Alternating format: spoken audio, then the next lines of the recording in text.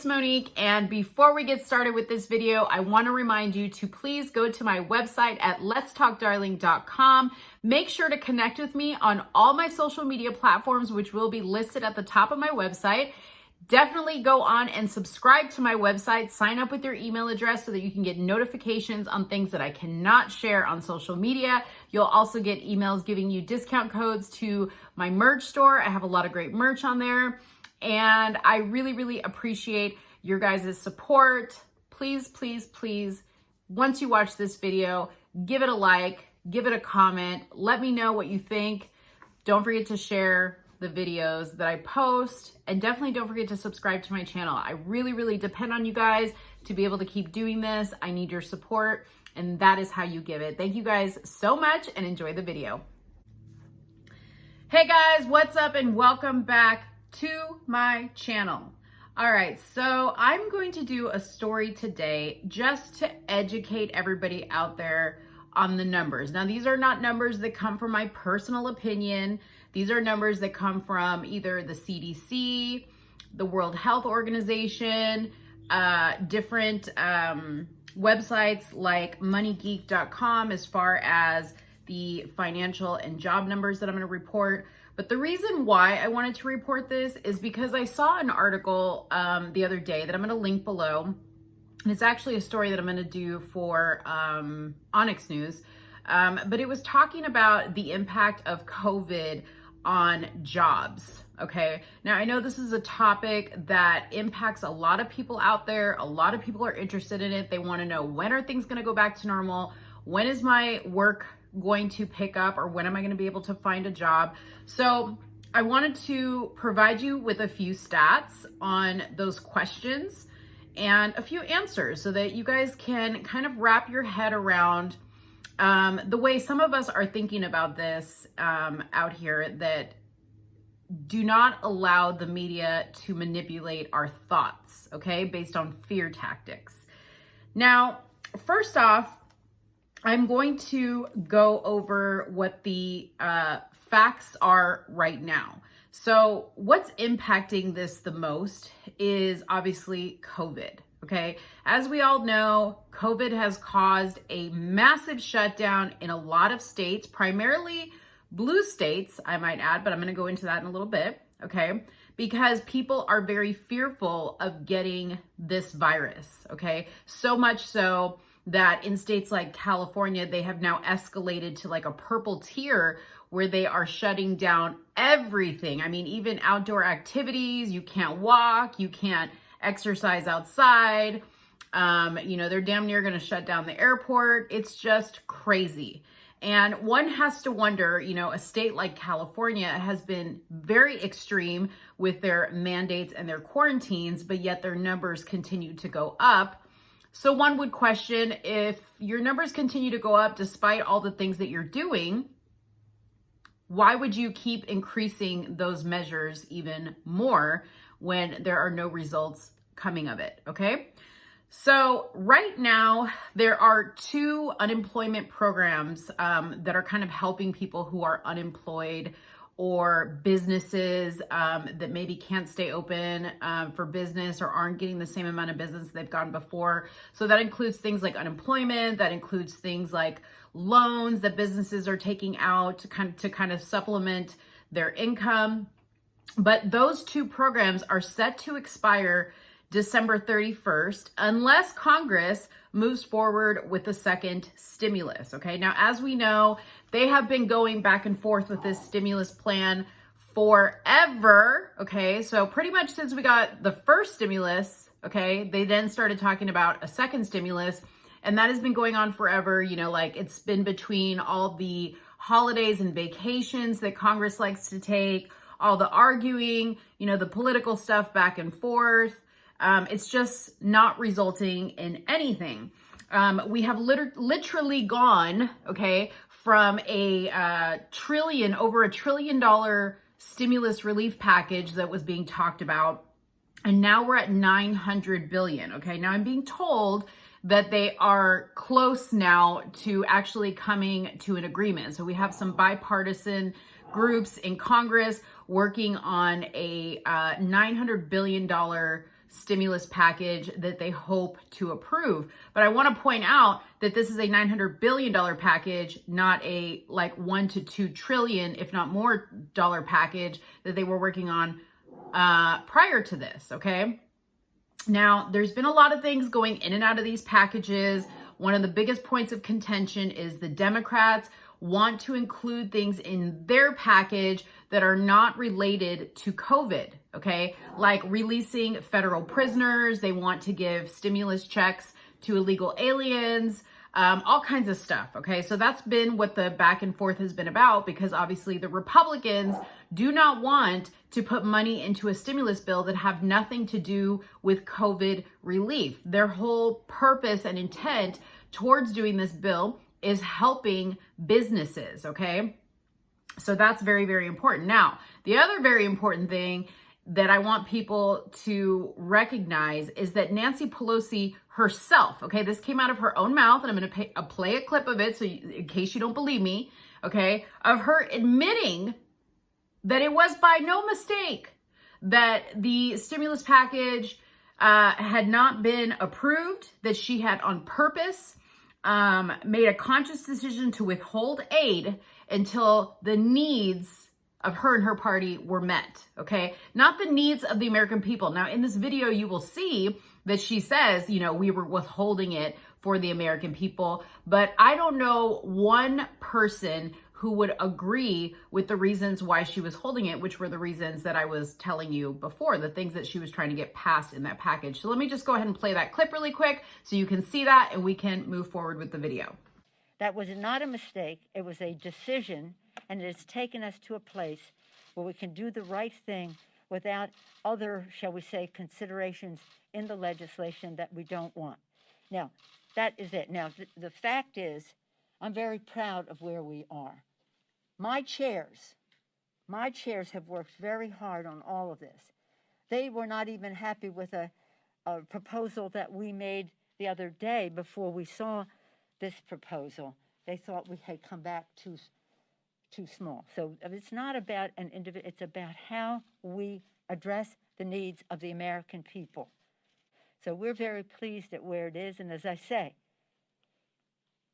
with a Democratic president committed to a scientific solution for this. Okay, so you saw that video. I hope you took it in. I hope you understand what she was saying and saw her for what she is, a snake, okay? You heard it from the Grim Reaper herself. Anyways, if they do not approve this second stimulus package, there will be approximately 9 million people who will be left without aid. 9 million people, okay? Now, me being a logical thinker, okay, I could instantly tell you what the relief in my mind should be to open up the country, okay? We need to stop messing around with these stimulus packages and all these quarantine rules and all this other stuff, and we just need to open up the country. We have businesses that have spent a lot of money, okay, in getting extra provisions for their businesses to be able to provide a safe working environment for people, to minimize the transfer of this virus.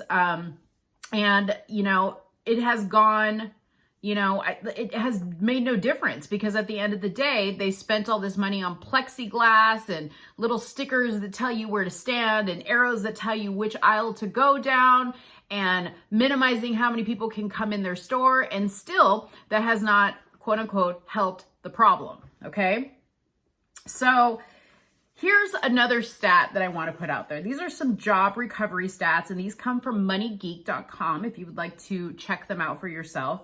But in terms of job recovery, red states have recovered 35% more jobs than blue states, okay? So red states have recovered a total of 65% of their jobs, and red states have done about 48%. Now, the red state recovery has come at a higher price, according to moneygeek.com, with 99% more COVID cases and 78% more deaths. Okay, now I know some of you guys are hearing that and you're saying, well, Monique, that doesn't sound good, okay? 99% more COVID cases and 78% more deaths.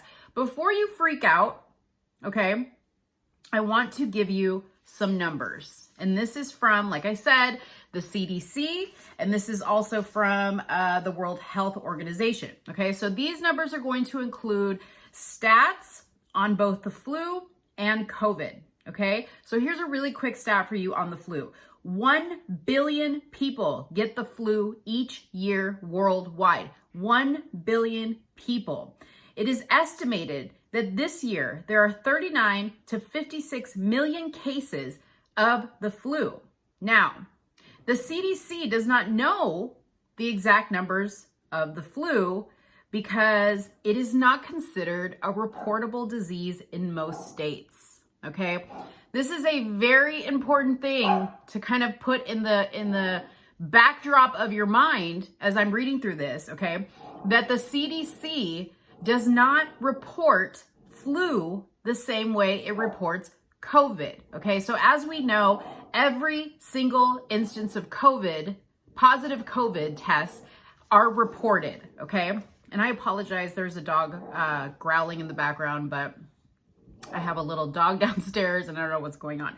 Anyways, so when somebody gets COVID or when they think they're sick, they go to their doctor or they go to the hospital and they get a test. Now, I'm going to tell you from my own personal experience how this works, okay? You go get a test and they say you're positive or you're negative. Now, if you're negative, you go on your merry way and that's that, okay?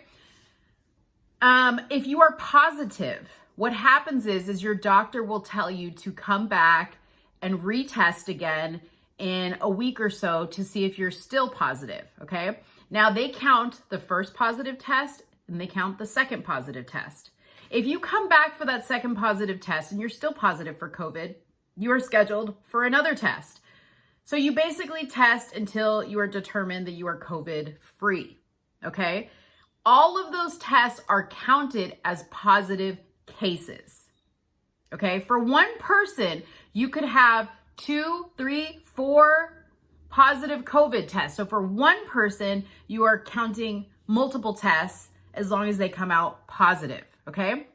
Then we had all the issues in the beginning, okay, where we were finding out, and I don't know if this is still going on, but we were finding out that people were dying of things like heart attacks or gunshots or car accidents, and they were being tested for COVID. Their dead bodies were being tested for COVID. And even though that person died of a heart attack because they had COVID, they were being listed as the cause of death as COVID, okay? So in my mind, that is an inaccurate representation of COVID numbers, okay?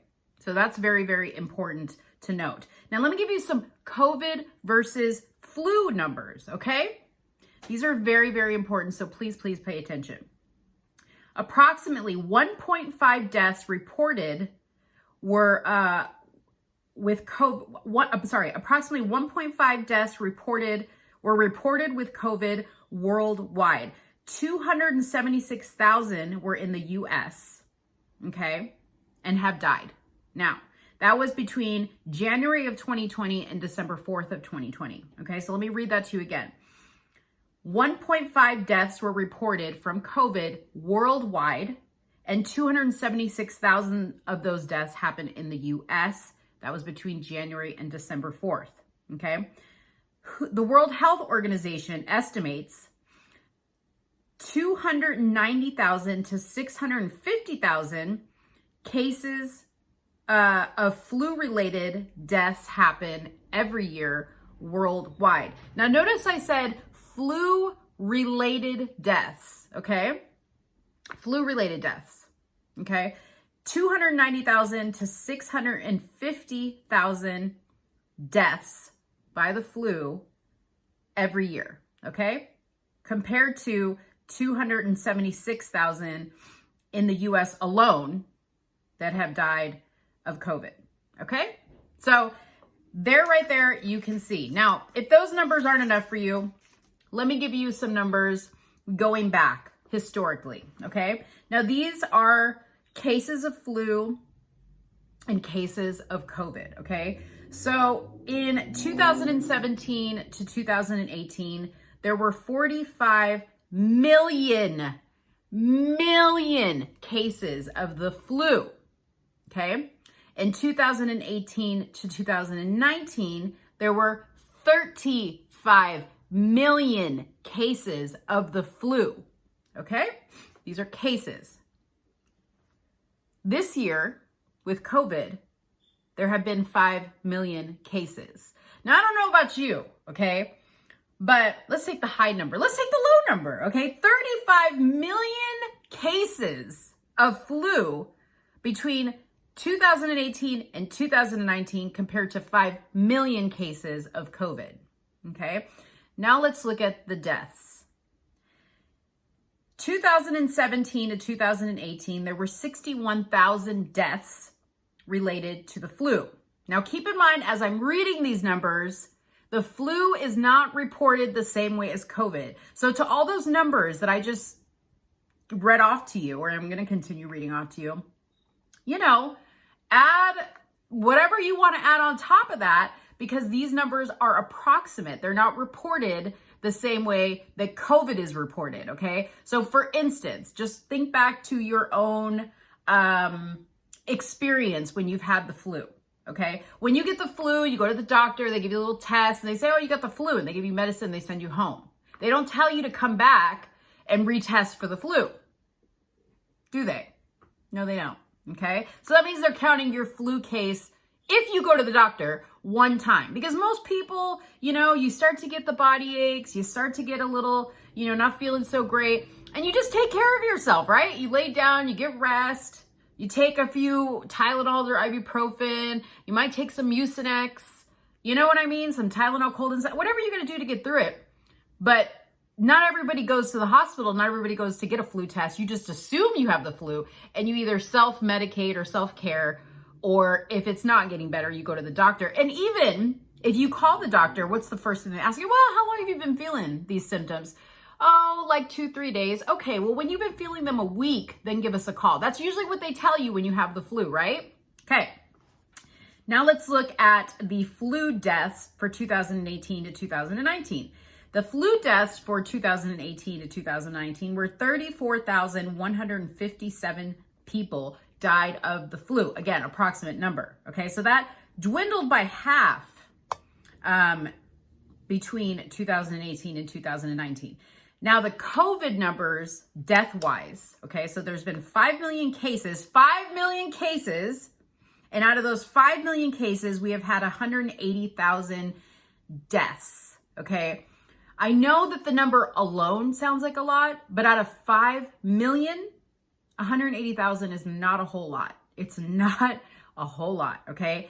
And again, I want to stress to you that it is already well known that even the numbers that they give us of COVID deaths are not accurate, because, you know, they were counting people who died with COVID, not necessarily of COVID. Does that make sense? Because we have heard that if you have a lot of comorbidities, pre-existing, you know, which are pre-existing conditions, or you have a lot of inflammation in your body, that COVID can exacerbate those issues even more, okay? So if you have autoimmune disorder and you get COVID, or if you have diabetes and you get COVID, okay, you could die because of COVID related issues, but that's not the main issue that killed you. If you had been healthy, had not had diabetes, had not been overweight, had not had a huge amount of inflammation in your body, did not have asthma, the COVID may not have been your ultimate, you know, demise, okay? Now, when I had COVID, I was perfectly fine. I felt a little run down. I've actually had flu symptoms that were worse than my COVID symptoms that lasted much longer. But, you know, I made it through just fine because I'm healthy, okay? That's not to say that people don't die of COVID, just like people die of the flu, okay?